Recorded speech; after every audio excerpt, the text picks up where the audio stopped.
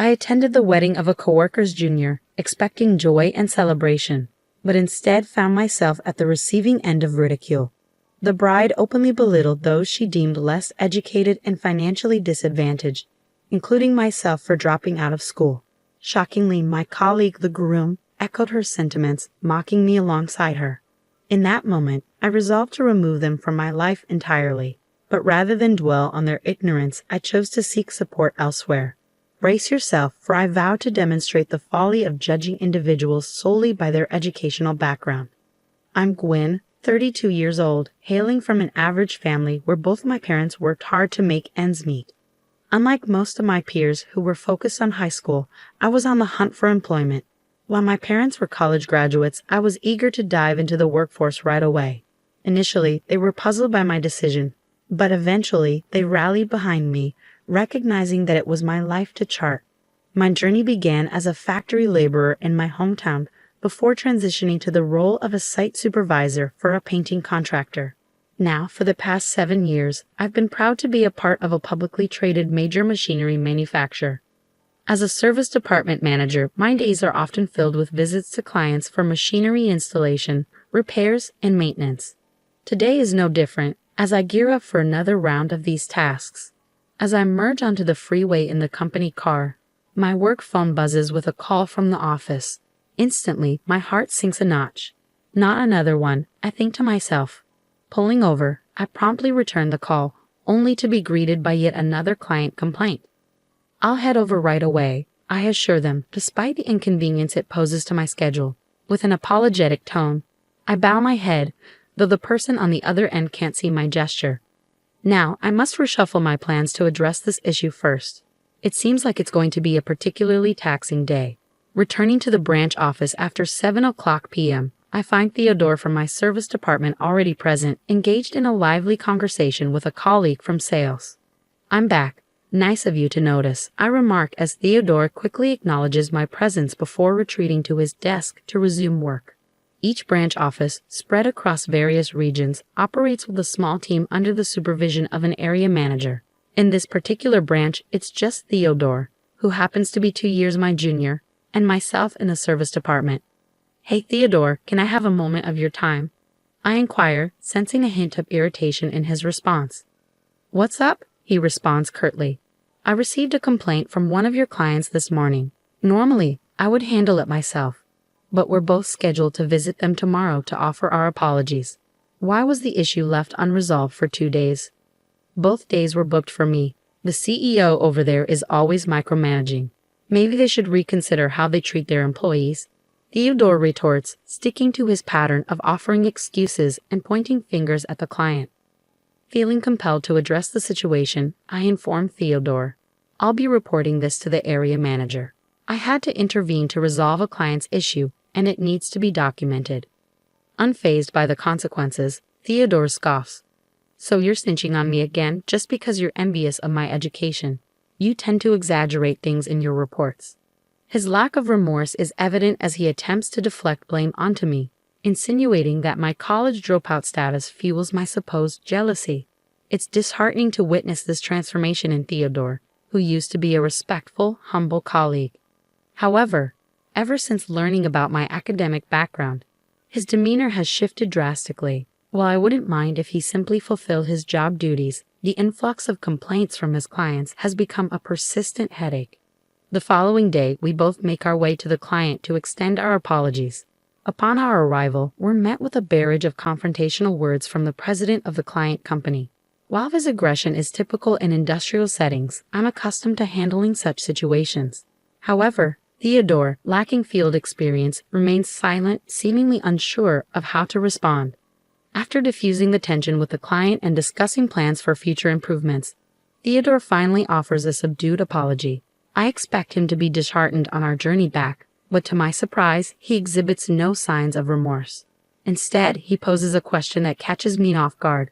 Why are field workers so uncivilized? In a stark display of his unchanged attitude, Theodore resumes his critique of the client, showing no willingness to reflect on his own actions. That CEO practically flaunts his lack of education with the way he communicates. It was rather cringe-worthy to witness. Who managed to infuriate a client to that extent? Perhaps it's time for some self-reflection on your part, I express, hoping to provoke some introspection. But my words seem to fall upon deaf ears as Theodore brushes off my concerns, retorting, "You're just out of touch because you've spent too long in those environments." Even in the face of his dismissive attitude, I persist. Even so, if you're going to pursue a career in this field, you need to learn to navigate such situations. With a mocking laugh, Theodore responds, "What are you on about? I only took this job to acquire some mechanical knowledge. I have no intentions of sticking around." Typically, individuals like Theodore would spend 2 years in service before transitioning to sales. However, Theodore has surpassed this timeframe, clocking in 3 years in the service department. Given the abundance of complaints against him, it's unlikely anyone would consider promoting him to a sales position. Yet Theodore remains steadfast in his belief that the negative reports stem from my supposed jealousy. If that's truly his perspective, then it becomes even more imperative for him to excel in his service role and demonstrate genuine commitment to the clients. But how can one expect sincerity from someone whose attitude is consistently poor? It's a futile notion. Perhaps I could overlook his behavior if he possessed a similar level of professionalism as myself. However, in light of the circumstances, I find myself unable to engage with Theodore any further. During a business trip tasked with setting up machinery, I encountered unexpected glitches during the test run, necessitating an overnight stay to address the issues. The following day, with limited staff available at the branch, we relied on assistance from neighboring branches for crucial tasks like this. As I searched for a nearby place to dine near the hotel, I heard someone call out to me, "Hey, what's going on?" I turned to find Theodore, accompanied by a woman, approaching me. "Oh, hello, Theodore. Good evening," I greeted him warmly, extending my hand in greeting to the woman beside him, who accepted it without uttering a word. "This is my girlfriend, Selena. She's a local," Theodore proudly introduced her, his tone tinged with an air of superiority. Though I felt a sense of familiarity upon seeing her, I brushed it aside. Invited to join them for dinner, I accepted Theodore's offer. As we placed our orders, Theodore couldn't resist boasting, "In fact, we just got engaged. Selena graduated from the same college as me, and her family holds considerable wealth in the local area. She's definitely on the fast track to success." It became apparent that the reason for the dinner invitation was Theodore's desire to showcase his fiancée. However, Selena's demeanor left much to be desired. She barely acknowledged my presence, avoiding eye contact and offering only intermittent nods to Theodore. As dinner drew to a close, Theodore monopolized the conversation, leaving little room for others to contribute. When he excused himself to visit the restroom, I found myself alone with Selena. Breaking the silence, she spoke with a hint of chilliness in her voice. "I've heard quite a bit about you from Theodore." Her gaze bore into mine, suggesting that Theodore hadn't been singing my praises. "You seem to believe your managerial role is significant just because you've been with the company a bit longer. Could you please refrain from hindering Theodore's career?" Acknowledging her perspective, I replied calmly, "Certainly the role of manager is attainable through years of service and commendable performance. As our direct boss is also Theodore's area manager, I understand my position as a senior colleague." Recognizing the futility of further discussion, I chose to let the matter rest. Upon Theodore's return, he avoided making eye contact and proceeded as though nothing had transpired between us. As I was bidding farewell, I casually inquired about our work plans for the following day. Theodore mentioned he'd be lending a hand at our branch.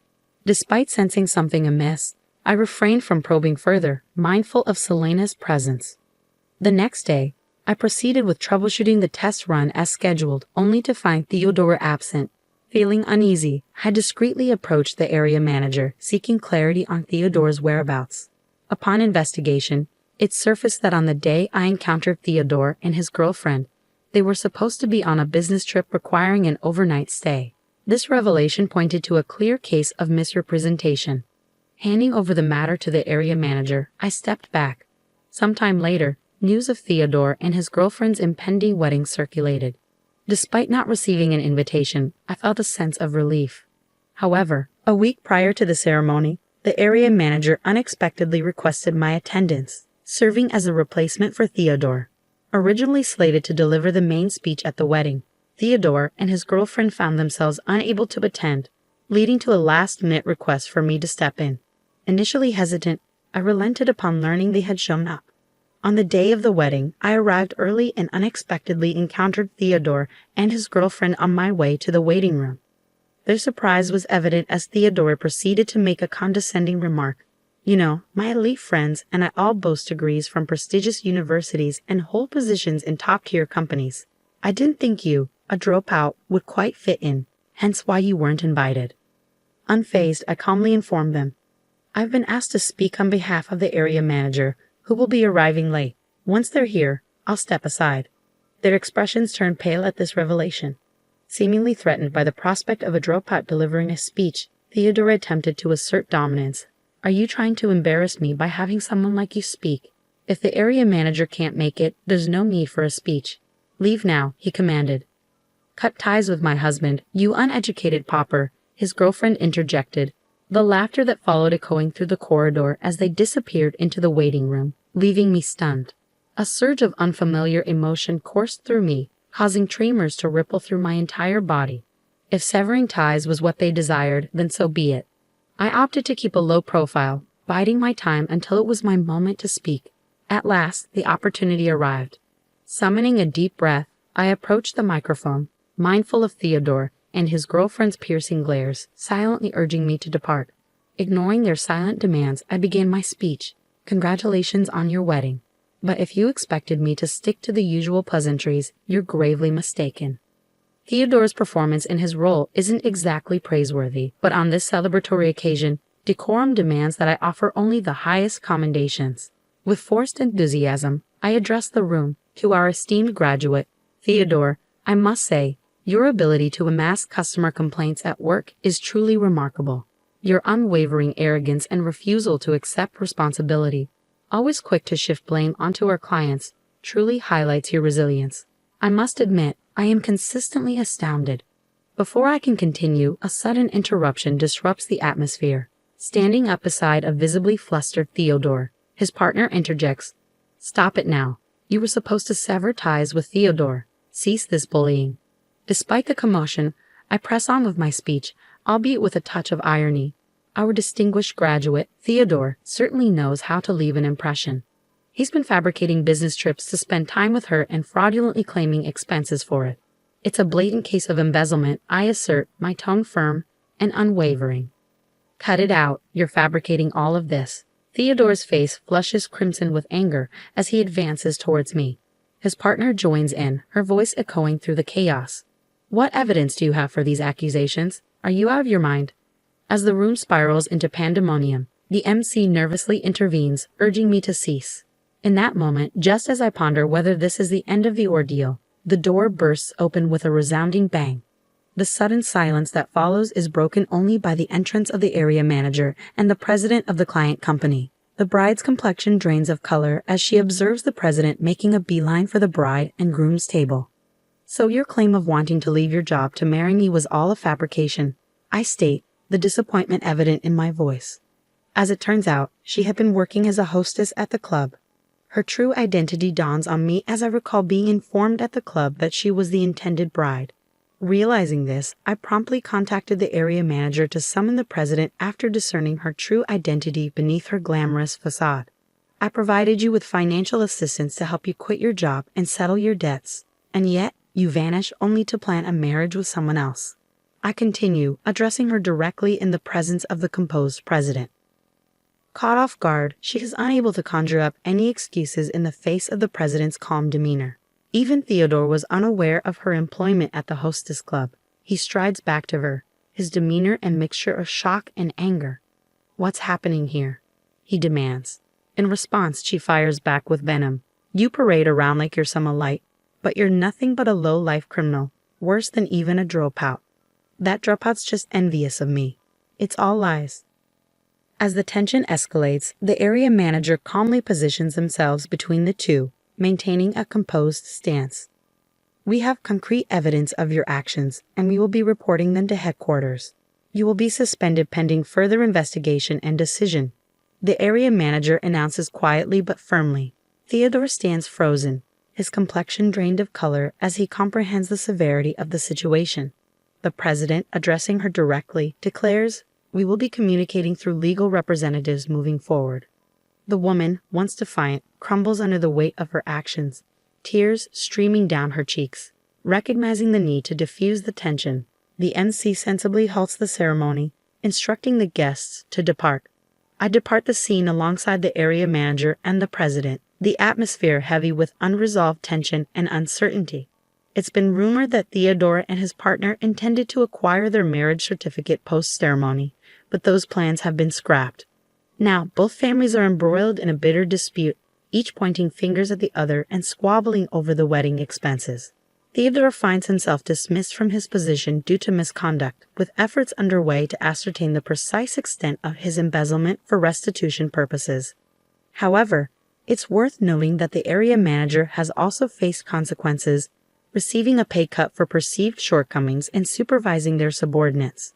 Theodore strategically scheduled his business trips to align with crucial machine installations, a plan approved by the area manager. Meanwhile, the woman finds herself entangled in fraud charges stemming from her fraudulent marriage, a legal battle likely to consume her attention for the foreseeable future. Naturally, I've severed all ties with Theodore and have had no contact with him since that tumultuous day. As for myself, I'm resolved to carry on living my life with dignity and resilience, holding my head high amidst the chaos.